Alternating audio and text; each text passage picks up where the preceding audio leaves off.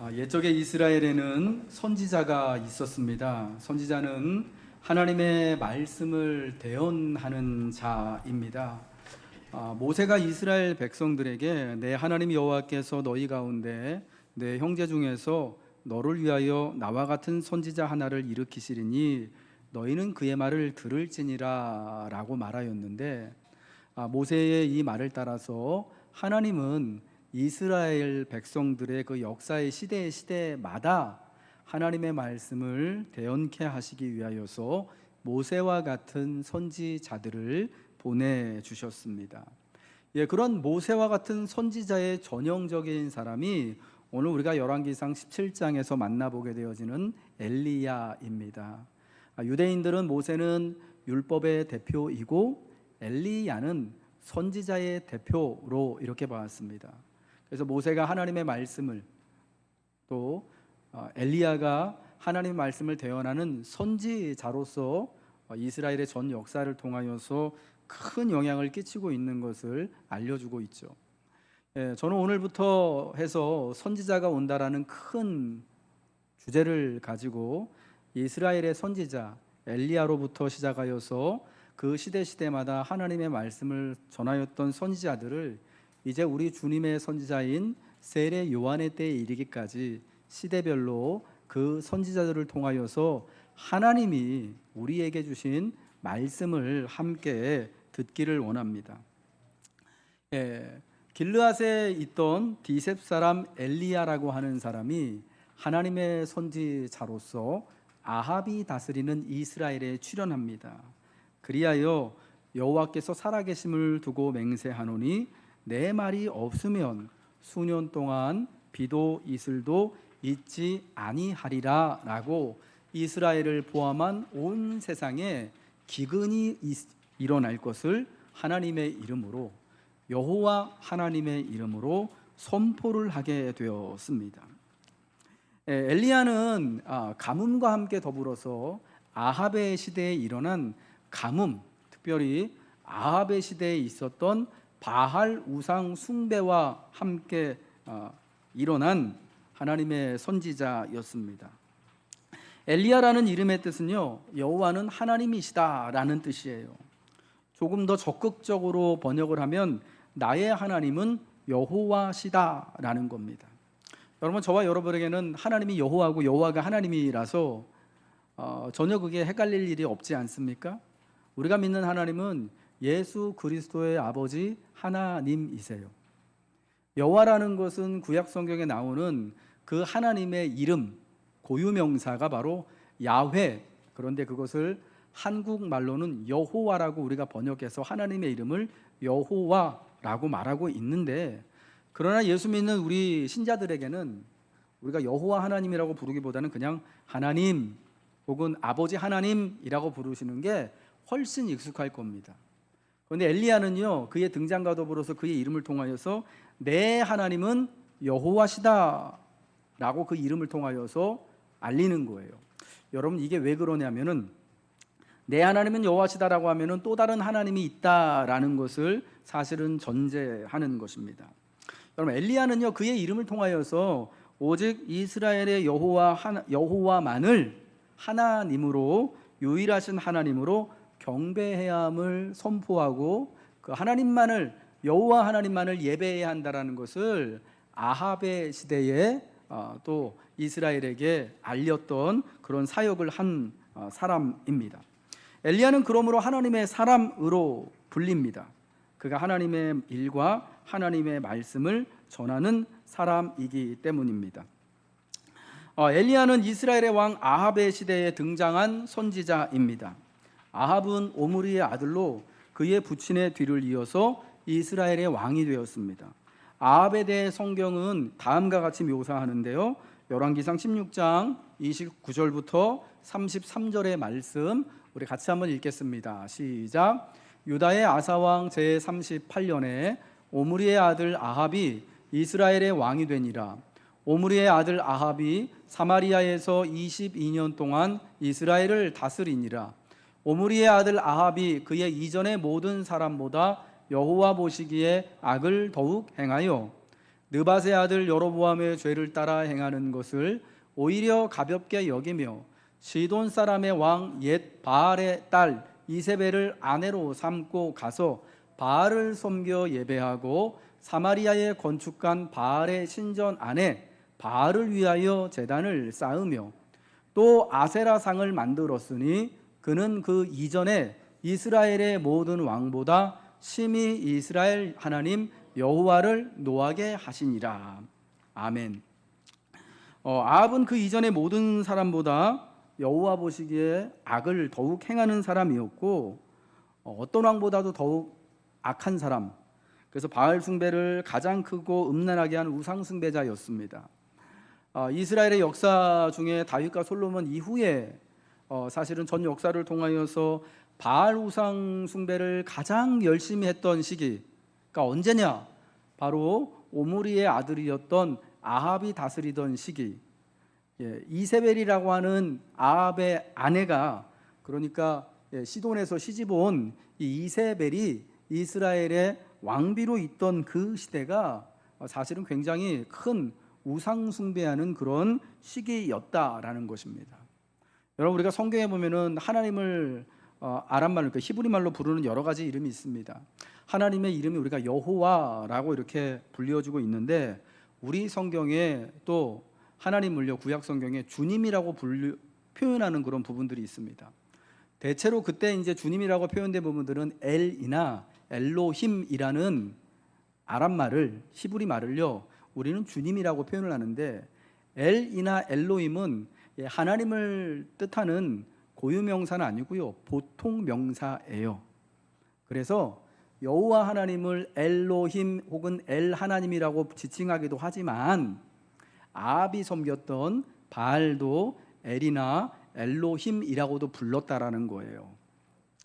그러니까 다른 모든 종교에서 최고신을 다 그 당시 고대 근동사회에서는요, 엘이나 엘로힘, 우리가 오늘 말하는 주님으로 불렀던 거예요. 여러분, 그래서 사실 바알이라는 그 우상의 이름들도요, 어떤 뜻이냐면 주라는 뜻이에요. 주님이라는 뜻이에요. 여러분, 그러니까 이스라엘 사람들이 바알 숭배하는 우상 숭배자가 이렇게 되어버린 이유 중에 하나가 뭐냐면, 바알도 주님이고 여호와도 주님이라고 불리웠거든요. 그러니까 이게 사실은 헷갈리기가 참, 이게 뭐 핑계라고도 말할 수 있겠지만은 쉬울 수 있던 거예요. 바알도 하나님이고 여호와도 하나님이니까 바알을 섬기면서도 우리 하나님 섬겨라고 그렇게 말할 수 있었던 거예요. 여러분, 그 일을 가장 열심히 했던 사람이 아합이고, 그런 아합의 시대에 엘리야 선지자가 등장해서 나의 하나님은 여호와다 라고 선언을 하는 거예요. 나의 하나님은 바알이 아니라 나의 하나님은 옛적의 모세를 통하여서 히브리 사람들을 애굽에서 건져내시고 홍해의 큰 그 바다와 뒤따르는 군대로부터 구원해 내신 이스라엘의 여호와만이 오직 나의 유일한 하나님이고, 나는 그 여호와 하나님만을 경배하는 사람이다 라는 것이 엘리야라는 이름의 뜻, 엘리야가 이름을 통하여서 선포했다라는 거예요. 여러분, 그럼 왜 이렇듯 엘리야라고 하는 그런 특이한 이름을 가진 사람이 등장하여서 나의 하나님은 여호와시다라고 이렇게 선포를 하게 되었느냐? 바로 그 당시 아합이 다스리는 이스라엘이 여호와 하나님이 아니라 바알을 주님으로, 바알을 하나님으로 믿는 그 바알 우상 숭배에 크게 빠져 있었던 그런 시기였기 때문입니다. 이스라엘의 전 역사를 통하여서도 가장 크게 우상 숭배하였던 때가, 바알을 하나님으로 섬기던 것이 가장 최전성기가 바로 아합 왕의 시기였다라는 것입니다. 왕이 바알을 숭배하고 왕의 아내인 이세벨이 아세라를 숭배하는 그런 시기여서, 원래도 바알을 하나님으로 믿고 있었던 이스라엘 백성들은 여러분, 최고 힘이 있는 사람이 섬기는 신이기 때문에 또 같이 따라가기가 더 쉽겠죠. 그래서 여호와 대신 바알을 왕으로, 하나님으로 쉽게 숭배하게 되었던 겁니다. 그런데 사실 그때에 이스라엘 사람들이 아합을 따라서 바알을 숭배하였던 이유는 사실은 그 아합이 다스리던 이스라엘과 그리고 그의 아버지였던 오므리 시대가 이 오므리와 아합이 다스렸던 그 시대를 이스라엘의 오므리 왕조 시대라고 부르는데요. 이때가 다윗과 솔로몬 이후로 남쪽과 북쪽에 있는 유다와 이스라엘을 통틀어서 이스라엘 나라가 가장 잘 살던 시기였기 때문이에요. 경제적으로 가장 잘 살았고요. 군사적으로도 가장 큰 전성기였고 나라의 영토도 솔로몬 이후로 가장 넓은 영토를 저 갈릴리 위쪽까지 해서 두로와 시돈까지 자유롭게 왕래하고 무역하던 여러분 그런 시기였던 거예요. 아합이 시돈의 공주인 이세벨하고 여러분 결혼한 이유가 뭐냐면은 사실은 국제 간의 그런 외교적인 문제가 되게 컸을 것입니다. 이세벨을 아내로 데려옴으로 인하여서 그 당시 세상에서 제일 해상 무역으로 잘 살던 나라 중에 하나인 두로 그리고 옆에 있는 시돈이라고 하는 나라하고 요즘 말로 하면은 자유무역 협정을 맺은 거예요. FTA가 열린 거예요. 경제로서 한 구역이 된 겁니다. 두로를 통하여서 세상의 모든 값진 금은 보화들이요, 귀한 물건들이요, 그 당시 최첨단 그 물건들이 이스라엘로 쏟아져 들어오고 이스라엘의 특산품들이 또 두로와 시돈을 통하여서 온 세상으로 번져나가는 겁니다. 여러분 어느 시대나 그렇지만 이렇게 무역이 활발하게 일어난 시대는 잘 살 수밖에 없었죠. 사람과 돈이 막 많이 나고 들고 하는 시대가 아합의 시대였던 거예요. 여러분 그러니까 백성들이 볼 때 야 우리가 정말 잘 살잖아요. 이전보다 훨씬 살림살이도 좋아지고 땅도 넓어지고 그리고 해외여행도 마음대로 할 수 있는 진짜 잘 사는 시대가 된 거예요. 그러니까 어떻게 됐냐, 이게 다 아합이 정치를 잘해서이다. 이게 보니까 아합과 이세벨이 섬기는 바알이라고 하는 신이 진짜 비를 내리기도 하고 생명을 주관하기도 하고 우리한테 풍요한 먹거리를 가져다 주는 진짜 최고신이기 때문에 그런 것 같다. 우리가 더 잘 살기 위해서는 바알을 더 열심히 섬겨야겠다. 바알 최고. 이렇게 됐던 거예요. 여러분 그래서 그때의 사람들이에요, 아합을 따라서 바알 우상을 숭배했던 것은 더 잘 살고자 하는 욕망과 욕구가 있었기 때문이죠. 이스라엘의 하나님 여호와께서 그들의 삶을 책임져 주시는 게 아니라 실질적으로 아합을 통하여서 바알이라는 우상이 자기들의 하나님 노릇해 주는 것 같고, 바알이 비도 내려주고 바알이 곡식도 있게 하고 바알 때문에 무역도 열심히 일어나서 먹을거리 누릴거리도 풍부해지고 바알 때문에 두로와 시돈으로 세상으로 이렇게 자유롭게 해외여행하는 거 보니까 바알을 믿게, 이전보다 더 열심히 믿게 돼서 점점 이스라엘에는 하나님을, 여호와를 하나님으로 믿는 백성들이 점점 사라지게 되는 거예요. 우리가 여러분 구약성경 특별히 엘리야로부터 시작되어지는 선지자들의 말씀을 딱 보면요, 하나님을요 꼭 여호와 하나님이라고 지칭하는 것을 많이 보게 됩니다. 왜 꼭 하나님을 여호와 하나님이라고 지칭하냐면요, 아까도 말씀드렸지만 바알도 하나님이라고 불리웠거든요. 바알도 주님이라고 불리우고 아세라도 주님이라고 불리웠기 때문에 엘리야와 엘리사와 같은 선지자들은요 꼭 하나님을 부를 때 이스라엘의 하나님 여호와 하나님이라고 하나님의 이름을 꼭 불러서 오직 여호와만이 진짜 하나님이시다라는 것을 드러내는 거예요. 여러분 그래서 오늘날도 우리가 사실은 여호와 하나님만을, 우리 구주 예수 그리스도의 하나님만을 유일하신 하나님으로 믿고 따르고 섬기는 데 있어서 가장 큰 장애는 뭐냐면요, 바알과 같은 우상이에요. 예수님이 말씀하신 돈, 만몬의 우상인 거예요. 누구나 사람들은 더 풍요롭기를 원하고요, 잘 사는 사람은 더 잘 살길 원하고 많은 것을 가진 사람은 더 많은 것을 가지길 원하고 그렇지 못한 사람들은 조금이라도 더 가지길 원하는 것이 누구나 사람들의 그런 욕망이고 욕구거든요. 사람들은 안전의 욕구가 채워지면 그 다음에 소유와 인정의 욕구를 갈망하게 된다고 하더라고요. 그래서 하나님을, 여호와 하나님을 유일하신 하나님으로 믿는 신앙이에요. 가장 큰 경쟁자 걸림돌은 만몬, 돈이 되는 거예요. 오늘날에도 여러분, 엘리야를 통하여서 하나님이 성경에 우리에게 말씀하시는 바는 뭐냐? 돈이 아니라, 우리가 잘 살고 등 따시고 배부른 것이 아니라 여호와 하나님을 섬기는 것이 우리의 생명이다. 돈을 우상으로 숭배해야 하는 것이 아니라, 안전을 우상으로 숭배해야 하는 것이 아니라 오직 여호와만을 하나님으로 경배해야 한다. 그러할 때 하나님 되시는 그 여호와, 성경의 그 하나님께서 우리의 삶에 비도 내려주시고 생명도 지켜주시고 하나님이 양식도 더해 주신다라는 것을 우리에게 말씀해 주고 있는 것입니다. 엘리야는 디셉 사람이라고 불리우고 있습니다. 이를 통하여서 성경은요, 엘리야가 출신이 불분명한 사람, 외국인이었을 것이다 라고들 추측하고 말하고 있습니다. 디셉 사람, 이게 지명을 말하는 거거든요, 디셉이라는 것이. 근데 그 당시 아합이 다스리던 이스라엘이나 남쪽의 유다 땅에, 고대 근동의 그 어디에도요, 디셉이라고 하는 지명은 없었다고 합니다. 그러니까 이게 참 신비한 거예요. 여러분, 그러한 것을 통하여서 엘리야가 어느 지방의 누구 출신이 아니라 하나님으로부터 온 신비한 선지자다라는 것을 성경은 말씀해 주고 있습니다. 보통 성경이 누군가를 소개할 때 누구누구의 아들이라고 소개를 합니다.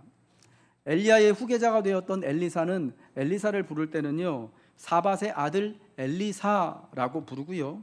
제가 쭉 선지자 몇 명을 말씀드릴 텐데요, 이사야 선지자는 아모스의 아들 이사야라고 불리우고요, 예레미야 선지자는 힐기야의 아들 예레미야라고 불렸고, 에스겔 선지자는 부시의 아들 에스겔이라고 불러서 그 사람이 어디 출신인지, 누구 아들인지를 분명히 성경이 해줘요.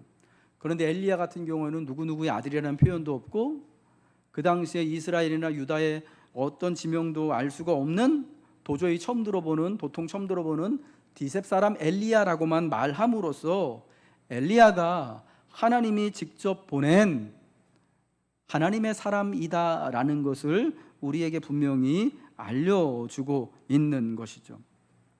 어떤 학자들은 그래서 엘리야를요, 이스라엘 사람이 아니라 이방인, 외국인이었을 것이다라고도 추정을 합니다.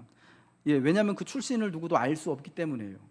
여러분, 만약에 엘리야가 그렇다면은 이건 어떤 것을 알려주는 거냐면, 아합이 다스리던 이스라엘 그 당시에 한 사람도요, 하나님을 제대로 경배하고 섬기는 사람들이 보이지 않았다라는 것을 뜻하는 거예요.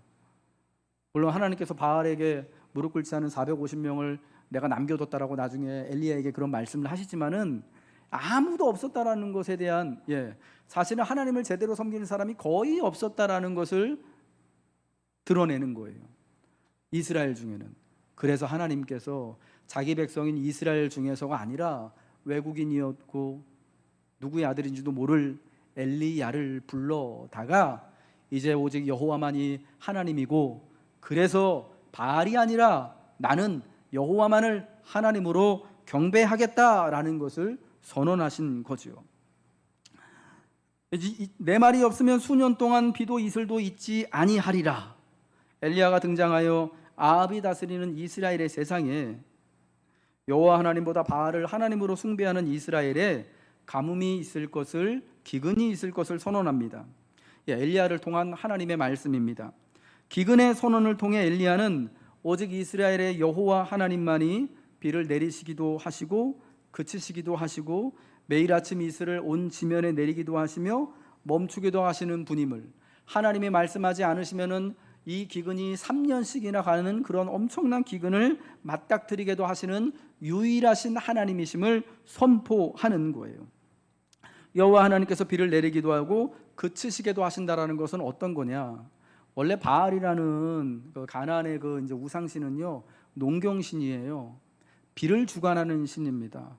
바알이 때를 따라서 비를 하늘에서 쫙 뿌려줘서 온 세상에 농사를 짓고 먹고 살 수 있게 해주는 그 당시의 세상에 비를 내려서 많은 사람들에게 복을 주는 신이 누구냐? 바알이라는 우상이었던 거예요. 여러분, 그래서 이스라엘 사람들은요, 가나안 땅에 들어가자마자 바알을, 거기서 농사 짓고 살려면은 비도 와야 되고 하니까 바알을 하나님으로 섬기게 된 거예요.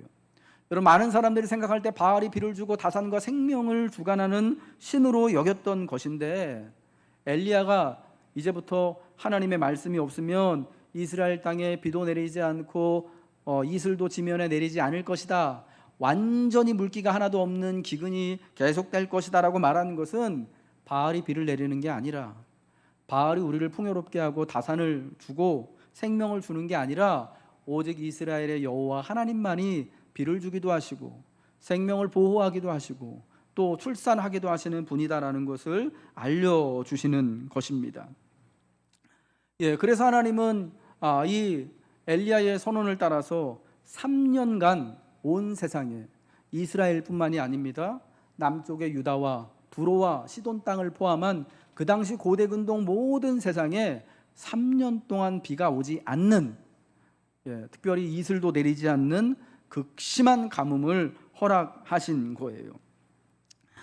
이 기근의 때에요, 엘리야도 기근으로 인하여서 굉장히 큰 어려움을 겪게 되는 것을 우리는 주목해 보아야 합니다. 이스라엘의 하나님 여호와께서 살아계심을 두고 맹세하니 지금부터 내 말이 없으면 수년 동안 비도 이슬도 있지 아니할 것을 엘리야는 말하였습니다. 그리고 정말 그의 말처럼 아합이 다스리는 그 시대에 바알을 하나님으로 숭배하던 이스라엘은 3년 동안 하늘에 비가 내리지 않았고 이슬도 그치지 않았습니다. 그럼 비가 오랜 동안 오지 않게 되자 사람들은 어떻게 했을까요? 자기들을 지금껏 잘 살게 해주고 이스라엘 땅에 많은 비를 내려서 이렇게 또 농사도 잘 짓게 해주고 풍요롭게 해준 그 신 바알에게 예배드렸겠죠. 우리가 이제 18장에 보면은 갈멜산에서 엘리야와 바알과 아세라 선지자들이 비 내리는 대결하는 것을 보게 됩니다. 여러분, 그때 그 선지자들이 막 그 제단을 쌓아놓고 막 춤추고 뛰놀고 막 칼로 자기 몸을 이렇게 막 피를 흘리고 하면서 막 큰 소리 치고 막 하면서 막 예배하는, 제사하는 모습을 보았잖아요. 여러분, 그 사람들이 3년 동안 그 일을 한 거예요. 사실은 비가 안 오니까 야, 우리 빨리 바알한테 예배드리자, 더 열심히 더 정성껏 예배드리자 한 거예요. 여러분, 그런데도 불구하고 3년이 넘도록 정말 엘리야가 말한 것처럼 하나님이 말씀하시지 않으니까 비가 내리지 않고 이슬이 내리지 않는 일이 일어나게 된 거예요. 왕도 신하도 백성도 짐승도 3년간의 이 가뭄으로 큰 고통과 괴로움을 겪었습니다. 엘리야 역시도 여러분 그 기근을 통하여서 큰 고통을 겪었습니다. 가뭄이 있을 것이다라는 것을 말하여서 아합은 엘리야를 이스라엘을 괴롭히는 자라고 부를 정도로 엘리야를 미워하고 사방으로 자기 사람들을 보내서 엘리야를 잡아서 죽이려고 했었습니다. 하나님의 이름으로, 여호와 하나님의 이름으로 가뭄을 말했기 때문에 하나님의 이름으로 하나님을 선포하고 다만 여호와만을 하나님으로 경배해야 한다라는 것을 아합이 다스리는 그 바알 우상 시대에 말하였다는 이유로 엘리야는요, 생명의 커다란 위협을 받게 되어지고 도망을 다닐 수밖에 없었습니다. 가뭄으로 인하여서 엘리야 자신도 큰 공경과 어려움을 겪습니다. 여러분, 우리가 그런 생각할 수 있잖아요. 그래도 하나님 말씀을 전했고 어떤 일이 그러니까 벌어질지 이미 알고, 그렇다면은 그 사람은 하나님 말씀 잘 순종했으니까, 하나님 말씀 잘 대언했으니까 안전하겠지. 다른 사람들은 다 기근에 괴로워도 그 사람은 괜찮겠지. 여러분, 그런 게 아니라요, 엘리야가 도리어 하나님의 말씀을 전했기 때문에 그 당시에 기근을 겪었던 어떤 사람들보다도 더 곤란한 지경에 빠지게 되었던 거예요. 엘리야도 기근을 피할 수가 없어요. 엘리야도 기근으로 인하여서 괴로움을 겪을 수밖에 없고, 더군다나 기근을 말하였기 때문에 아합과 사람들을 피해서 도망할 수밖에 없는 거예요. 목숨의 위협을 기근으로부터 받고, 그리고 또 왕으로부터 위협을 받는 겁니다. 오늘 본문 3절 말씀 보세요. 너는 여기서 떠나 동쪽으로 가서 요단 앞 그릿 시내가에 숨고. 하나님이요, 엘리야에게 아합을 피해서 도망가 숨으라고 말씀하시는 거예요. 여기 두 동사 이 표현, 여기서 떠나 숨어라 라는 표현이 엘리야가 맞닥뜨린 위기를 잘 보여주는 겁니다. 아합이 다스리는 그 세상을 떠나서 요단 앞 그리시네가에 숨어야 하는 거예요. 기근을 말하는 것으로 인하여서 엘리야가 다스리는 이스라엘, 아마 사마리아 땅이었을 겁니다. 떠날 수밖에 없었습니다. 그 땅을 빠져나와서 온 이스라엘에 숨을 곳이 없었기 때문에 아합이 찾아낼 수 없는 곳으로 도망하여 숨을 수밖에 없었습니다. 그래서 하나님은 엘리야에게 여기를 떠나 동쪽으로 가서 요단 앞 그리시네가에 숨으라는 것입니다. 엘리야의 목숨은 위험 가운데 있습니다. 그리고 그도 역시 3년간의 기근을 겪으며 살아야만 했습니다. 요단 앞 그리시네가에서는 까마귀들을 통해서, 시돈 땅 사르밧에서는 그 홀로 남은 과부와 그녀의 아들을 통해 목숨을 연명하게 되었는데, 여러분 물론 이제 그가 이 기근을 통하여서 놀랍고 신비한 방법으로 살아남게 되죠. 하나님의 은혜로. 그러나 그렇다고 그가 겪은 이 고초와 위기가 무효화되는 것은 아니라는 거예요. 바알의 세상에서요, 하나님의 말씀을 듣고 순종하는 것, 바알을 숭배하는 세상에서 오직 하나님만을, 오직 여호와만을 하나님으로 예배하는 것은 큰 위기를 자초하는 것이기도 합니다. 하나님의 말씀을 선포하고 주의 말씀과 뜻을 내 삶에 이루기 위해서는 순종이 필요합니다. 그리고 주의 말씀에 순종하여 따르는 것은 엘리야가 이 위협과 기근의 어려움에 처한 것과 같은 어려움을 필연적으로 맞닥뜨릴 수밖에 없게 된다라는 거예요. 그럼에도 우리 믿는 자들은 주 하나님의 말씀을 말하고 순종하고 행함을 통해 오직 그 여호와 하나님만을 유일하신 하나님으로 예배함을 통하여서 위기와 어려움을 담대히 마주할 수 있어야 한다라는 것입니다. 사랑하는 성도 여러분, 우리가 하나님의 말씀을 듣고 이 시대에 하나님의 말씀대로 살고자 수고하고자 하면요, 반드시 이런 위협과 사실은 어려움 가운데 처하게 돼요. 엘리야가 그러했고 또 욥이 그러하였습니다. 그러나 그런 결단을 한 이들에게 엘리야와 같이 여호와가 하나님이시다라고 고백하며 그 여호와 하나님만을 예배하기로 결단할 때에 하나님이 우리가 알 수 없는, 생각하지도 못했던 방법으로 지키신다라는 거예요. 생명을 보호하신다라는 겁니다. 하나님은 기근의 때 엘리야를 보호하시기 위하여서 그를 요단 동편 그리시네가로 보내시고, 그리시네물이 마른 후에는 시돈에 속한 사르밧의 한 과부에게로 보냅니다. 엘리야를 기근을 피해 보내시는 이 두 곳은 기근의 때에 살아가기에 적합한 곳이 아닙니다. 요단 동편 그리시네가는 음식을 구하기에 좋은 곳이 아니에요. 여긴 그냥 광야거든요. 먹을 것을 살 수 있는 마을이 있는 것도 아닙니다. 사르밧은 시돈에 속한 것이었는데, 시돈은 바알 숭배의 본거지이며 아합의 아내이며 여호와 선지자들을 찾아 죽였던 이세벨의 고향이기도 한 곳입니다. 여러분, 그런 곳에서 하나님은 음식을 구할 수 없고 어쩌면은 진짜 뱀의 아갈이 바로 밑에 있는 것과 같은 그런 정소에서 하나님은 까마귀를 통하여서 그 세상에서 가장 연약하고 힘없는 불쌍한 그 사람을 통하여서 엘리야를 지키시고 과부와 아들의 생명을 구하시는 거예요. 오늘 본문 6절의 말씀을 보니까요, 까마귀들이 아침에도 떡과 고기를, 저녁에도 떡과 고기를 가져왔다라고 말씀하고 있습니다. 엘리야가 그리시네가에서 까마귀를 통하여서 떡과 고기를 제공받았다라는 것은요, 출애굽 당시 이스라엘 백성들이 광야에서 매일같이 만나를 먹었던 것을 떠올리는 겁니다. 하나님은 그때 매일 아침마다 만나를 보내셔서 음식을 구할 수 없던 광야에서 백성들을 친히 먹이셨습니다. 엘리야는 그때와 같이 지금 까마귀를 통한 하나님의 도움으로 그리시네가에서 떡과 고기를 먹고 있습니다. 그때와 같이 하나님이 하나님을 믿는 하나님의 백성을 지키시는 거죠. 그것도 하루 2번씩이나 떡과 고기를 하나님이 제공해 주십니다. 광야 시절 이스라엘은 아침에 1번 만나를 얻었으나 엘리야는 하루 2번 떡과 고기를 얻었습니다. 하나님의 공급하심이 그때와도 비교해서 얼마나 충만하고 부족함이 없는지를 보여주는 것입니다. 고기를 하루에 2번 먹었다라는 것은요, 그 당시 기준으로 최고의 부유한 사람들만이 누릴 수 있는 식탁이었는데, 하나님은 그리 시냇가의 엘리야에게 가장 최상의 음식을 제공해 주신 것입니다.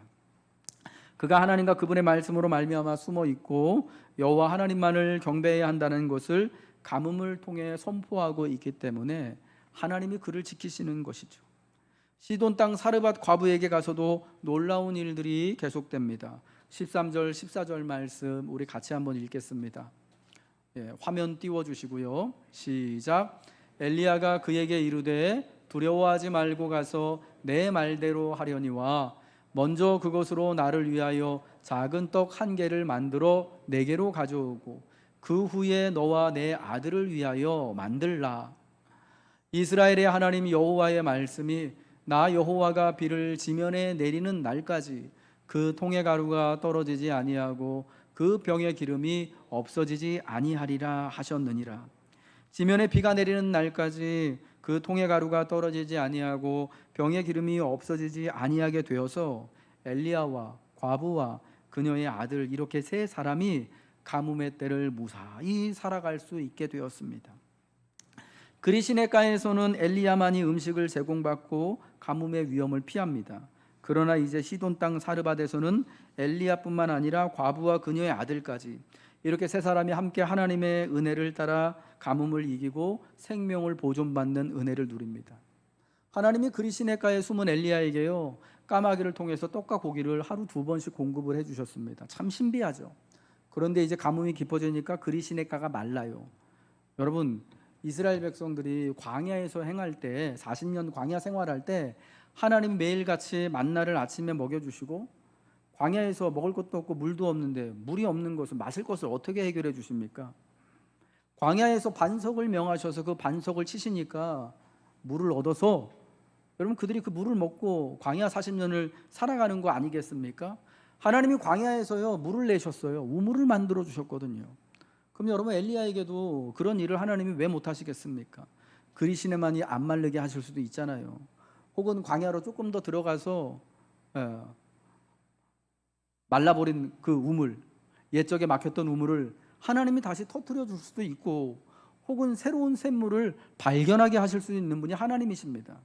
그런데 그렇게 하지 아니하시고요, 번거롭게도 시돈 땅에 속한 사르밧으로 엘리야를 보내시는 거예요. 왜 그러시는 겁니까? 엘리야뿐만 아니라 그 사르밧에 있는 과부와 그녀의 아들, 비록 그들이 이방인들일지더라도 외국인일지더라도 같이 구원을 받을 수 있도록 같이 생명을 보존받도록 하는 은혜를 베푸시기를 원하셨던 거예요. 여러분, 그래서 이제 우리가 기대할 수 있는 것은 곧 가뭄이 끝나게 되고 하나님의 은혜를 따라 이스라엘의 여호와 하나님을 경배하는 모두를, 그가 이스라엘 사람이건 사르밧 사람이건 시돈 사람이건 어떤 외국인이건 관계없이 하나님은 구원하실 것을, 그들에게 생명과 양식과 비를 허락해 주실 것이라는 것을 말씀하여 주고 있는 거예요. 이제 온 세상이요, 기근으로 인하여서 말라버린 온 세상이, 바알 숭배로 인하여서 망가진 온 세상이 엘리야가 섬기는 여호와 하나님으로 말미암아서 하나님이 비를 내려주시고 하나님이 양식을 주시고 하나님이 생명을 보호해 주심으로 인하여서 다시금 살아가게 될 것이다 라는 것이죠. 사랑하는 성도 여러분, 엘리야의 이야기요, 아합 시대에 있었던 이 가뭄과 관련하여 선지자 엘리야가 우리에게 전해주는 사실은 바로 이것이에요. 오직 여호와만이 참 하나님이시다. 여호와만이 비를 내리시고 그치시기도 하신다. 여호와만이 양식을 베푸시기도 거두시기도 하신다. 여호와만이 생명을 살리시고 보호하신다. 엘리야는 가뭄을 통해 바알을 숭배하는 아합의 시대에 오직 여호와 하나님만을 경배하며 섬기고 의지할 것을 선포합니다. 하나님에게만, 여호와에게만 생명이 있기 때문입니다. 엘리야와 사르밧의 과부와 그녀의 아들이 여호와 하나님으로 말미암아 음식을 얻고 구원을 받아 가뭄의 날들을 살아냈던 것처럼, 다만 주 여호와 우리 구주 예수님과 하나님 아버지만을 경배할 때 하나님은 우리를 돌보십니다. 마실 물과 먹을 양식을 주셔서 인생의 가뭄의 때를 지나게 하실 것입니다. 이제 이 모든 구원을 경험한 사르밧의 과부, 죽었던 아들을 다시금 도로 살려서 얻은 과부가 열왕기상 17장 마지막 24절에 이렇게 말합니다. 여인이 엘리야에게 이르되 내가 이제야 당신은 하나님의 사람이시오 당신의 입에 있는 여호와의 말씀이 진실한 줄 아노라. 아멘. 엘리야와 같이 살아계신 하나님의 말씀을 듣고 여호와 하나님만을 경배하며 살아가십시오. 여호와 하나님이 여러분에게 생명을 더하여 주실 것입니다.